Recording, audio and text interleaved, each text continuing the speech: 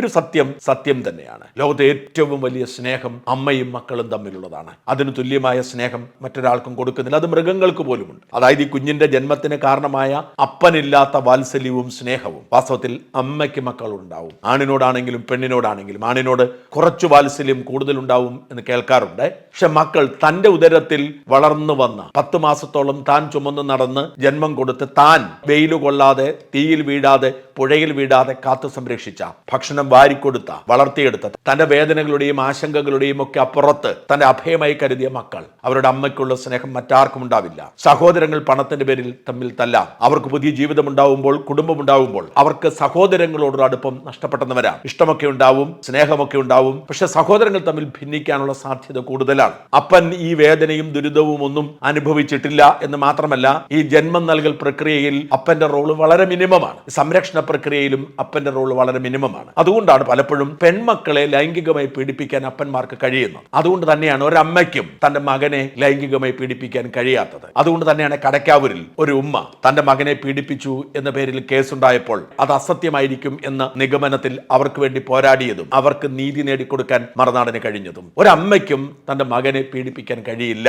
അല്ലെങ്കിൽ ആ അമ്മ ലഹരിക്ക് അടിമപ്പെട്ടിരിക്കണം. നമ്മൾ പലപ്പോഴും തിരിച്ചറിയാത്ത ഒന്നാണ്. എന്റെ മനസ്സിൽ എപ്പോഴും തങ്ങി നിൽക്കുന്ന ഒരു ദൃശ്യമുണ്ട്. ഒരു കുരങ്ങിനെ കടിച്ചു കൊല്ലുകയാണ് ഒരു കടുവ. അതിനുശേഷമാണ് കടുവ തിരിച്ചറിയുന്നത് ഈ കുരങ്ങ് ഈ അടുത്ത കാലത്ത് പ്രസവിച്ചതാണ്. തന്റെ കുഞ്ഞിനെ ചേർത്ത് പിടിച്ചിരിക്കുകയായിരുന്നു ആ കുരങ്ങമ്മയെന്ന്. ആ കടുവ തകർന്നുപോയി. ആ കുഞ്ഞിനെ നക്കി തുടച്ച് അത് വീഴാതിരിക്കാൻ അതിനെ സംരക്ഷിക്കുന്ന ചില ദൃശ്യങ്ങൾ, അതിനെ എടുത്തുകൊണ്ടുപോയി സംരക്ഷിക്കുന്ന ചില ദൃശ്യങ്ങൾ ഞാൻ കണ്ടത് ഇപ്പോഴും മനസ്സിലുണ്ട്. ഇതാണ് അമ്മയുടെ വാത്സല്യം എന്ന് പറയുന്നത്. അമ്മ ലഹരിക്ക് അടിമപ്പെട്ടാൽ ഒരുപക്ഷെ എന്തെങ്കിലും പ്രവർത്തി ചെയ്യാം, പക്ഷെ അല്ലെങ്കിൽ സാധ്യമല്ല. ഇത്രയും അസാധാരണമായ സ്നേഹം, വാത്സല്യം മറ്റൊരിടത്തുമില്ല. അതുകൊണ്ടാണ് ഈ ഉമ്മ തന്റെ മകൻ തന്നെ കൊല്ലാൻ ശ്രമിച്ചിട്ടും അത് തുറന്നു പറയാൻ ആഗ്രഹിക്കുന്നില്ല. പോലീസിനോട് പറയുന്നു, മജിസ്ട്രേറ്റിനോട് പറയുന്നു ഉരുണ്ടു വീണതാണ്. ഒരുപക്ഷെ പിന്നീട് ആശുപത്രിയിൽ നിന്ന് അവർ പുറത്തേക്ക് വരുമ്പോൾ, ഇതിന്റെ വിശദാംശങ്ങളൊക്കെ രംഗത്ത് വരുമ്പോൾ അവർ നിലപാട് മാറ്റുമായിരിക്കും. കാരണം വാത്സല്യം ഉണ്ടെങ്കിൽ പോലും തന്റെ വാത്സല്യം കൊണ്ട് മകനെ സംരക്ഷിക്കാൻ കഴിയില്ല എന്നത് മാത്രമല്ല, തന്റെ മകൻ ചെയ്തിരിക്കുന്ന ക്രൂരകൃത്യം കേവലം തന്നെ കൊല്ലാൻ ശ്രമിച്ചു എന്നതിനപ്പുറത്തേക്ക് തന്റെ കുടുംബം മുഴുവൻ തകർത്തുകൊണ്ട് താൻ ഏറെ പ്രിയപ്പെട്ട മകനെ കൊന്നുകളഞ്ഞിരിക്കുന്നു. ഒരു പെൺകുട്ടിയെ കൊന്നുകളഞ്ഞിരിക്കുന്നു,